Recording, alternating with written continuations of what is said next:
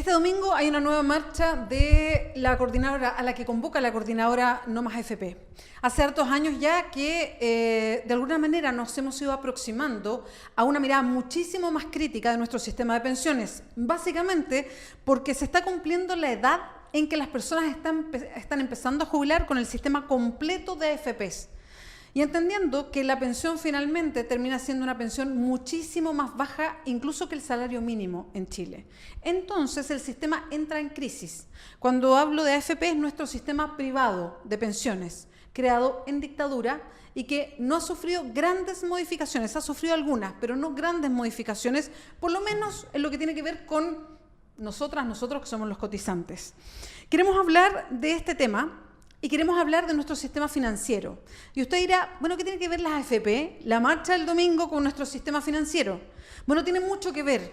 Tiene tanto que ver que quizás es por eso que es tan difícil, y a lo mejor va a ser una de las grandes guerras en Chile, poder votar un sistema como ese y hacerle mella o daño a las AFP hoy día en Chile.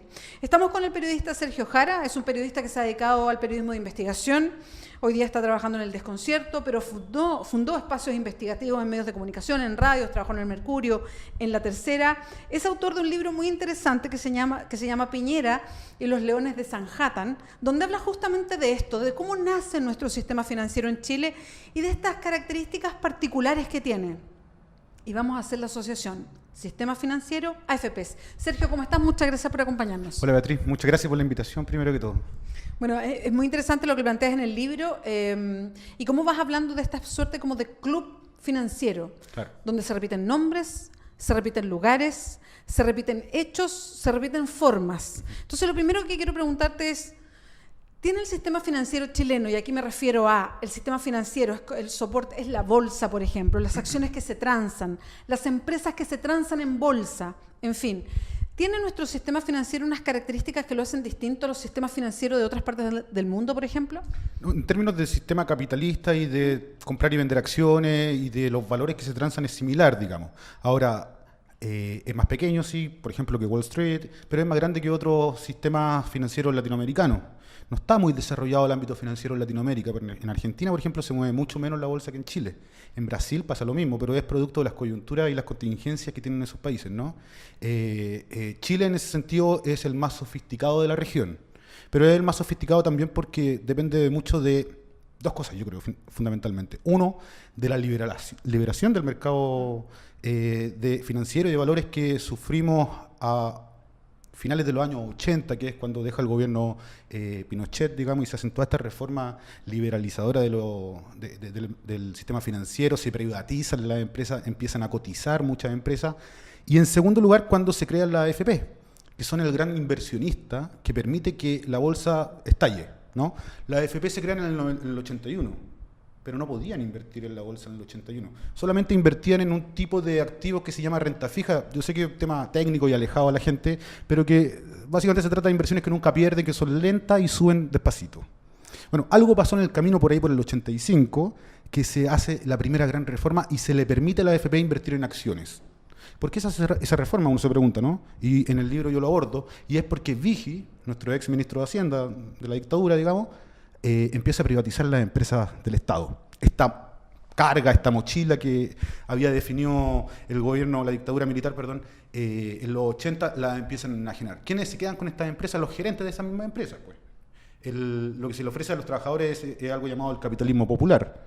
Renuncien a sus bonos, renuncien a sus regalías, digamos, y se van a quedar con un paquete de acciones. Estos mismos gerentes después le compraron esas acciones a estos trabajadores.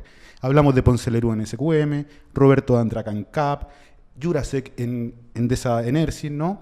Perdona, Sergio, es bien importante tener presente varios de estos nombres que se van a repetir y se siguen repitiendo. Todavía dominan. Hoy día en las páginas económicas, en las páginas sociales de los diarios, de los medios de comunicación, porque estamos hablando de gente que hizo su riqueza en dictadura. Sí. Eran personas que fueron nombrados en dictadura para hacerse cargo de ciertas empresas del Estado.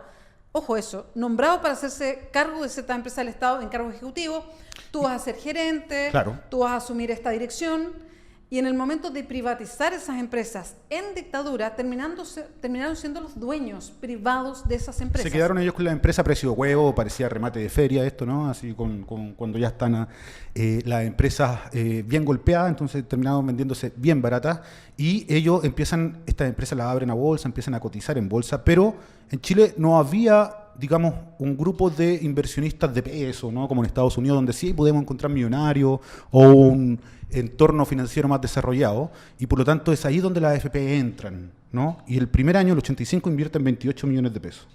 En el 95 ya estamos hablando de billones de pesos, y representan el 35% de la bolsa, es decir, del 100% de todas las empresas que están en la bolsa, las AFP tenían el 35%. O sea, era el gran inversionista. Sin la AFP el mercado financiero no existe. En los años 90 no estalla ni se desarrolla, digamos. Es importante lo que dices, porque tú dices, sin las FP, en estas décadas, en la década del 90 no existe el mercado financiero. ¿Eso es tan así hoy día también? ¿Qué pasa con los dineros de las FP y las finanzas hoy día en nuestro país? Llegaron a un pic de manejar el 35% de la bolsa la AFP en su momento, digamos, en el 97, 95, que fue cuando el país crecía al 6%, cuando las empresas todas estaban... Ahí empieza el crédito, ¿no? Empieza toda esta vorágine que hoy día nos tiene a todos un poco apretados, ¿no? Sobreendeudados, empieza en los 90. Y ahí la AFP estaba muy expuesta. Hoy día han bajado a un 10% esa posición, pero porque se le ha abierto el mercado internacional. En el 2001, cuando Lago hace el MK1, que se le llamó la primera reforma al mercado de capitales importante ya en democracia, como respuesta a la crisis asiática, Lago hizo un montón de reformas liberalizadoras nuevamente del mercado. Bajar impuestos, quitarle impuestos a las acciones como el impuesto a la ganancia de capital. Eso es muy importante. Que es muy relevante, ¿no? Que es un impuesto que estaba directamente a ¿quiénes transan en la bolsa? Las personas de plata. No las empresas que tienen más ganancia en Chile son las que transan en la bolsa. Claro, pero ¿quiénes sacan provecho de esto? Los inversionistas, que son personas de plata. Y ellos pagaban un impuesto por esto, ¿no? Y ya no lo pagan desde el 2001. Bueno, pero ahí también se liberalizan los límites de inversión de la AFP en el extranjero, por lo tanto ya pueden diversificar, como le llaman ellos, ¿no? Poner su plata que está en acciones chilenas a acciones de empresas internacionales, lo cual genera una crisis después de nuevo, que es con la subprime, cuando lo encuentra sobreexpuesto a acciones internacionales, ¿no? Por eso baja la presencia de la AFP en Chile en el mercado de las acciones, pero todavía es muy potente y muy fuerte, ese 10%, por cierto, grande, ¿eh? Nadie más tiene un 10% de la bolsa así, en el mercado de renta fija, que también son valores que emiten los bancos, por ejemplo. Cuando un banco quiere prestar plata, tiene que conseguir plata por otro lado. Y para eso emite unos valores que se llaman depósitos a plazo, qué sé yo. Así consigue plata. ¿Quién le compra esos depósitos? La AFP, por ejemplo. Ahora, un país como Chile, que es un país pequeño, uno empieza a mirar que ciertos nombres, ciertas empresas empiezan a repetirse, es como un loop.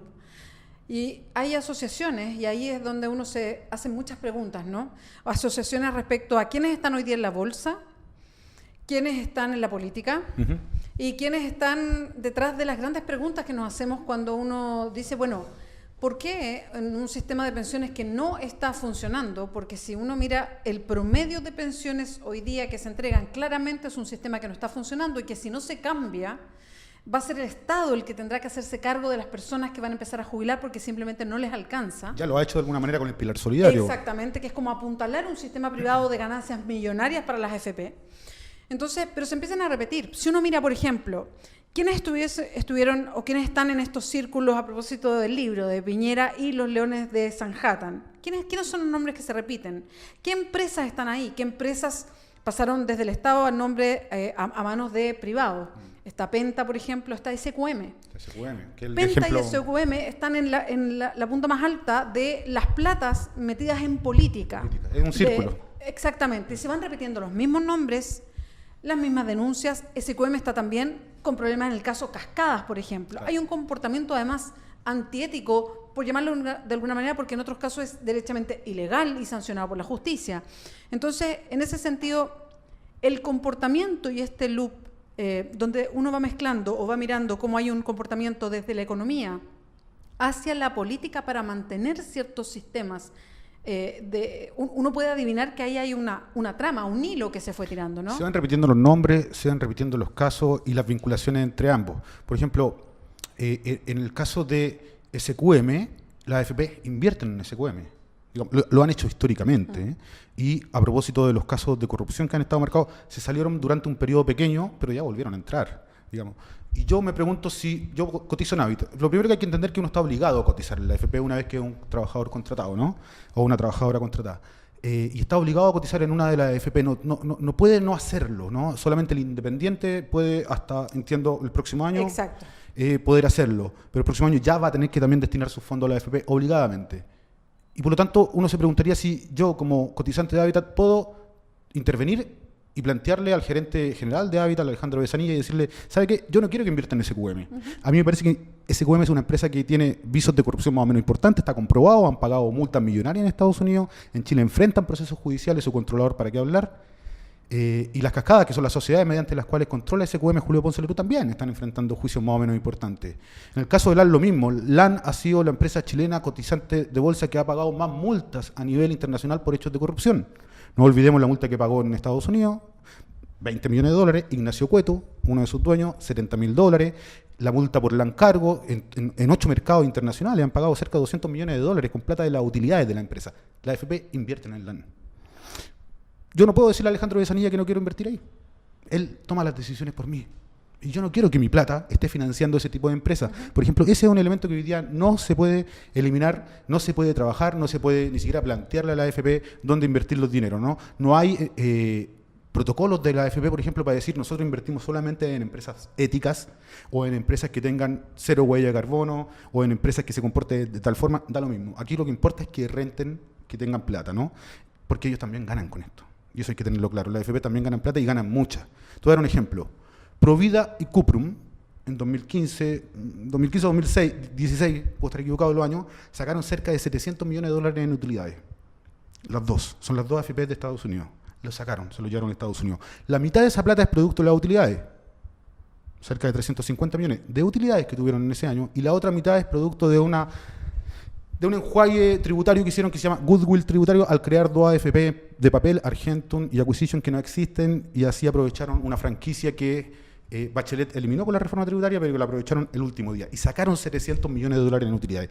Esa plata, si las AFP no ganaran plata, si las AFP fueran entidades sin fines de lucro administrando nuestras pensiones, por ejemplo, hubiese entrado directamente hacia nuestras jubilaciones, inyectada directamente, y no termina financiando a inversionistas, rentistas de Estados Unidos. Digamos, la plata está allá, ¿no? Ese es el problema, que la AFP gane plata. Por eso, cuando se discute la propiedad de la AFP, de que sean entidades públicas o privadas, para mí no es tan importante que sea una entidad pública o privada, sino que sea una entidad sin fines de lucro, que no se lucre con la plata de la jubilación de los trabajadores. Por eso es importante preguntarnos quiénes están detrás de la AFP, qué es lo que pasa alrededor de la AFP y por qué es tan complejo entrar a discutir un tema que es de fondo y que tiene que ver con ¿qué significan las AFP finalmente para nuestras pensiones? Y aquí cierro, Sergio, sí, a propósito de la entrevista. Todo esto que hemos ido conversando, y por eso quisimos tirar esta hebra, donde se resume el poder económico y político, básicamente a propósito de esta hebra, ¿no? De quiénes están en el sistema financiero y desde cuándo. ¿Cuánto influye en que efectivamente, pese a que salgan millones de personas a la calle desde hace unos años ya para decir no más AFP, no se le haya movido ni un centímetro a las AFP en el poder que tienen hoy día? Bueno, porque ahí, y yo creo que esto está muy ligado, y eso es importante que la gente lo sepa al momento de tomar sus decisiones de por quién vota, ¿no? El actual gobierno está muy ligado al sistema AFP y lo transparenta también, digamos, hay que ser sincero, el gobierno de Sebastián Piñera plantea una defensa del sistema AFP porque cree en el sistema AFP, cree que funciona, pero también tiene que ver con que la mayoría de las personas que componen el gobierno no cotizan probablemente en el sistema AFP, y un ejemplo claro de eso es José Ramón Valente, el ministro de Economía, quien hace no mucho planteó el tema de que él no cotizaba en la AFP, pero que la defendía. Él hizo el libro de los 30 años, Historia de un sueño se llama el libro, y ni siquiera cotiza en la AFP, ¿no? Pero defiende el sistema, y lo defiende porque él es parte del sistema económico, también a través de su empresa, Econsult, o su ex empresa, a la cual tuvo que renunciar ahora, pero que asesora a empresas que cotizan en bolsa. Sebastián Piñera lo mismo, ministro Larraín lo mismo, ¿no? Entonces, es difícil hoy día plantearse desde la ciudadanía o desde las personas que son críticas del modelo de AFP, cambios importantes cuando tenemos un gobierno con iniciativa parlamentaria. O sea, ellos son los que tienen la iniciativa para mandar un proyecto hoy día y que se discuta como con los tiempos, ¿no? De poder generar un cambio. Yo espero que la marcha del domingo, que convoca la coordinadora No Más AFP, pueda aglutinar nuevamente a mucha gente, como lo hizo hace algunos años, moviendo más de 1 millón de personas, pero que esta vez se pueda capitalizar efectivamente ese movimiento en cambio importante al sistema de AFP. Quedaron del gobierno pasado algunas propuestas valiosas de la Comisión Bravo. Ahí se discutió a fondo. Yo participé en cobertura como periodista, digamos, de esa comisión, y hay propuestas valiosas. Participaron economistas, hombres y mujeres, digamos, que entregaron propuestas que nos permiten transitar a un sistema mixto, ¿no? A un sistema mixto donde no exista más plata para la AFP, en primer lugar, donde la AFP dejen de lucrar con el dinero y ese dinero vaya a inyectarse directamente a las pensiones, y que además cambien el sistema de inversión, ¿no? Lo que está planteando hoy día Sebastián Piñera es totalmente lo contrario. Es más AFP, incluso bajarle el encaje, son $1.000 millones para adentro, para ellos, digamos, y además ampliar al resto de Sanhattan la administración de nuestras pensiones. Imagínate, ahora una corredora de bolsa va a poder administrar ese 4% extra que se está ofreciendo. Y a mí eso me parece de lo más peligroso que se ha hecho con nuestros derechos sociales. Sergio Jara, clarito. Muchas gracias por acompañarnos hoy día. Muchas gracias a ustedes. Recuerda, www.diarioclever.cl. Nos puedes seguir también en el canal de YouTube.